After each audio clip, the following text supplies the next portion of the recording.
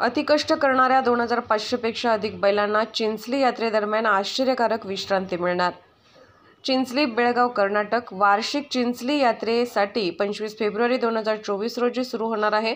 तसेच उत्तर कर्नाटक तसेच महाराष्ट्रातील सांगली, मिरज आणि सातारा आणि कराड येथील लोक गाड्यांनी येतात आणि जवळजवळ 2500 बैल आणि शेकडो घोडे आणि 2 दिवसाच्या कालावधीत गाड्या 100 ते 350 किलोमीटरच्या दरम्यान प्रवास करतात।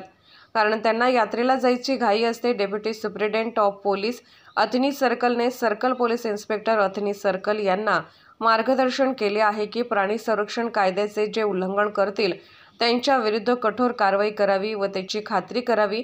ॲनिमल राहत पशुवैद्यकीय संस्था 24 तास पाण्याचे संरक्षण करण्यासाठी सांगली, सोलापूर आणि सातारा जिल्ह्यामध्ये काम करत असून बैलांना आपत्कालीन मदत आणि पशुवैद्यकीय सेवा प्रदान करतील आणि भाड्याने बसेस करून ग्रामस्थांना यात्रेसाठी घेऊन जातील व त्यामुळे कष्ट करणाऱ्या बैलांना विश्रांती मिळेल।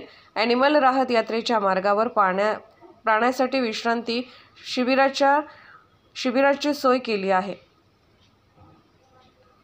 शिबिराच्या मार्गावर पोस्टर गॅलरी उभारतील आणि त्याच्यावर छायाचित्र आणि पशु कल्याण पशुवैद्यकीय संदेशासह कार्डचे वितरण करण्यात येईल। यामुळे जागरूकता निर्माण होईल। आमच्या चॅनलला लाईक करा, सबस्क्राईब करा व बेल आयकॉनवर क्लिक करा।